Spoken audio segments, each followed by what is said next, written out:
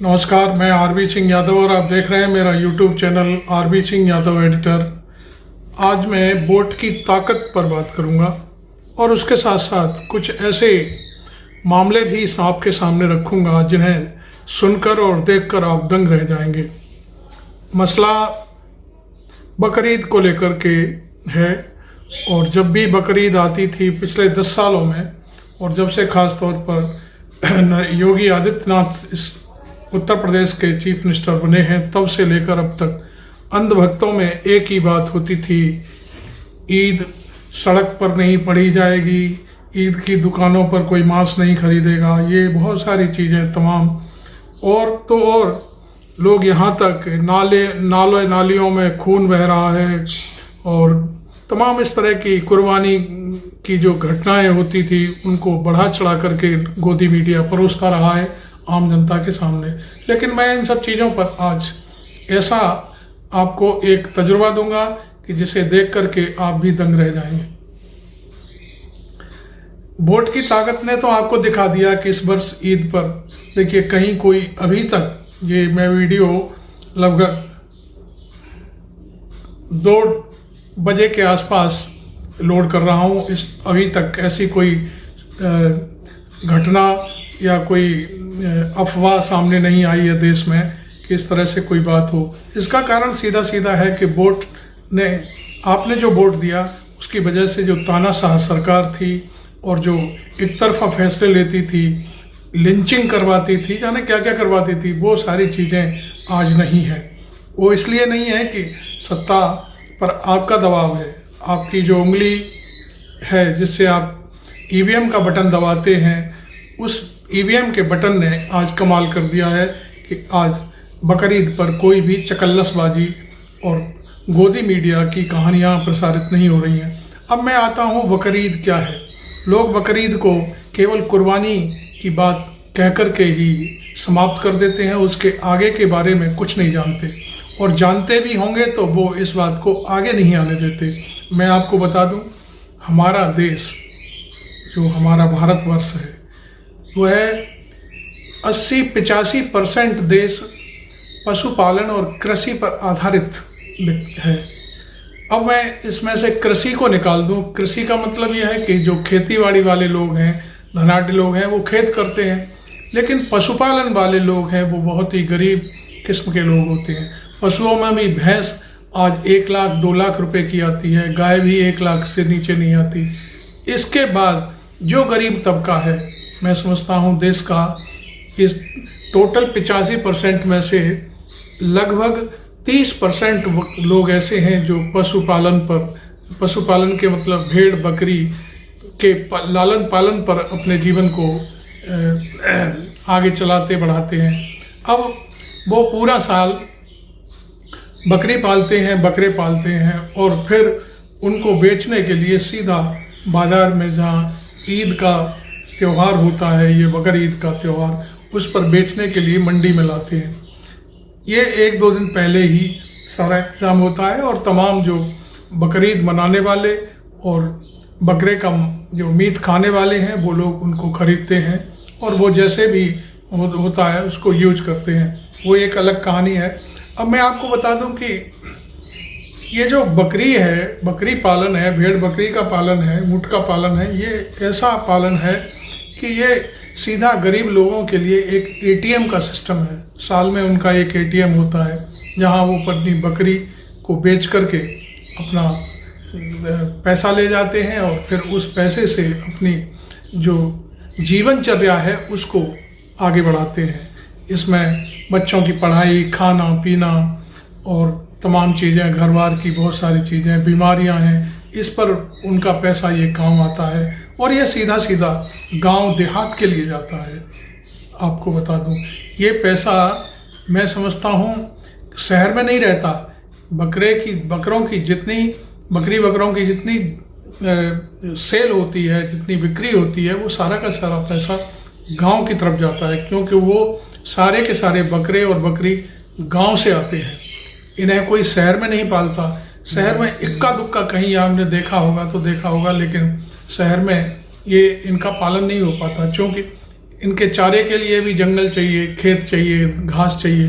तो वो सारी चीज़ें गांव में ही उपलब्ध होती हैं और वो गांव के लोग उस बकरी को पूरी साल चराते हैं, हष्ट पुष्ट करके उसको बकर ईद से पहले शहर में बेच जाते हैं और उसका पैसा अपने घर कमा करके ले जाते हैं।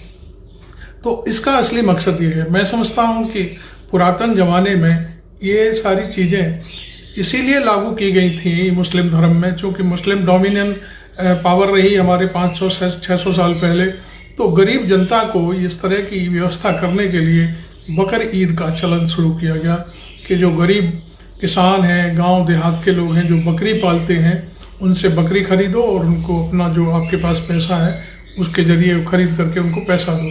तो ये कि रोटेशन था, जिसमें देखिए ट्रांसपोर्टेशन भी होता है, खाल भी होती है, बहुत सारी चीज़ें होती हैं। जो सारा का सारा व्यापार है वो सब उन्हीं किसानों के बलबूते पर, उन्हीं गरीब लोगों के, जो गांव के लोग हैं, उनके बलबूते पर इकट्ठा होता है।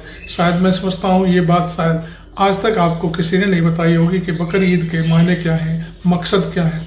अब दूसरे त्यौहार देख लीजिए आप। बकर ईद के अलावा मीठी जो ईद है उस पर सीधा सीधा कारोबार, बाज़ार में उसका पैसा खपत होती है।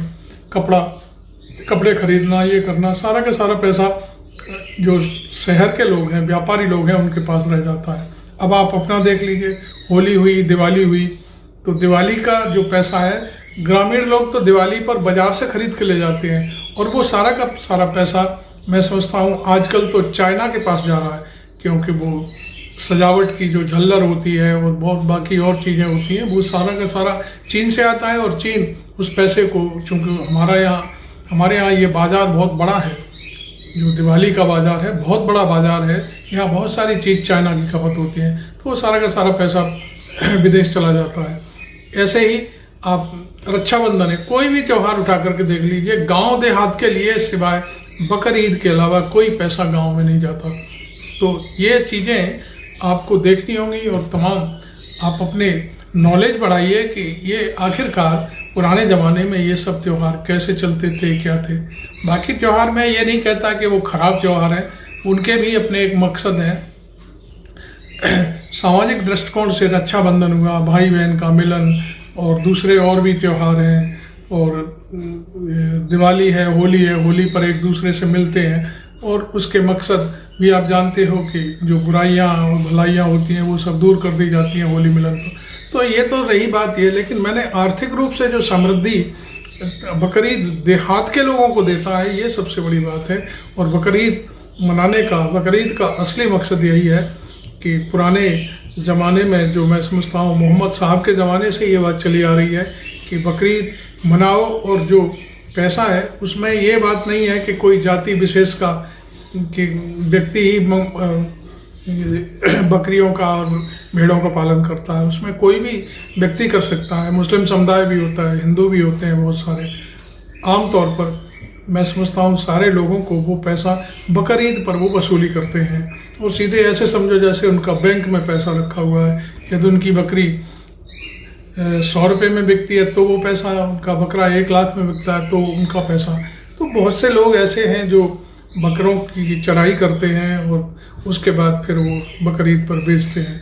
कई मसलों में मैंने देखा है, बहुत से लोग गांव से पहले ही बकरी खरीद लाते हैं, और शहर के कुछ ऐसे इलाके हैं जहाँ पर घास फूस फार्म हाउस हैं, वहाँ पर रखते हैं और वो अपना फिर ईद मनाते हैं। तो कुल मिलाकर के आज नहीं तो कल 2 दिन पहले वो लाते गांव से ही हैं इन चीज़ों को, और वो पैसा सीधा सीधा गांव के लोगों के हाथों में जाता है।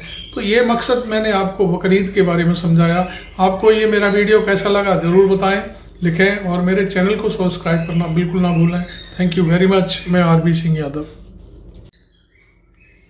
नमस्कार, मैं आरबी सिंह यादव, एडिटर। मैं आज बकर ईद पर आपको एक स्टोरी बनाने जा रहा हूँ। आपको कुछ चीज़ें, कुछ तथ्य मेरे सामने आए हैं, वो मैं आपको सुना रहा हूँ। तो सुनिए। अभी आपने मेरी पूरी स्टोरी देखी और उसके बाद कुछ बातें रह गई थी जो मैं आपके सामने रखना चाहता हूँ।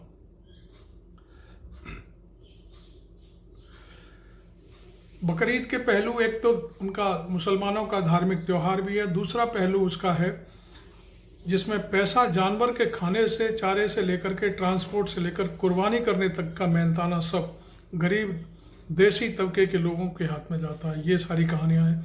बकरी पालन देश का सबसे गरीब तबका, गांव में रहने वाला ही वर्ग करता है।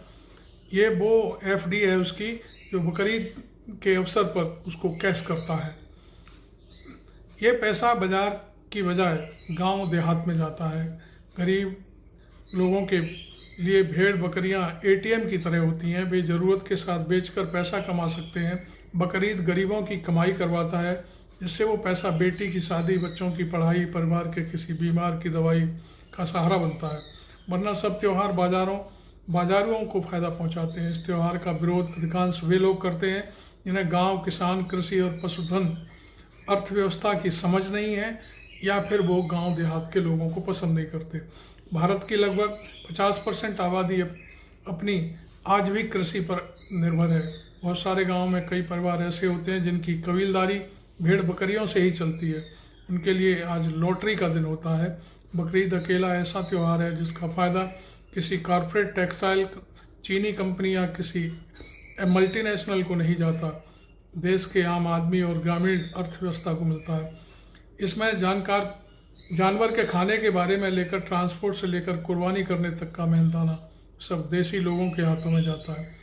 बाकी नॉनवेज खाने वालों में से हर 2 में से 1 भारतीय न केवल मांसाहारी भोजन का आनंद लेता है, बल्कि हर हफ्ते इसे खाता भी है।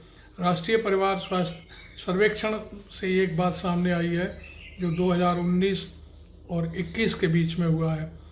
57.3% पुरुष और 45.1% महिलाएं सप्ताह में कम से कम एक बार चिकन, मछली, अन्य प्रकार का नॉनवेज मतलब वेजिटेरियन डिशेज का आनंद लेते हैं।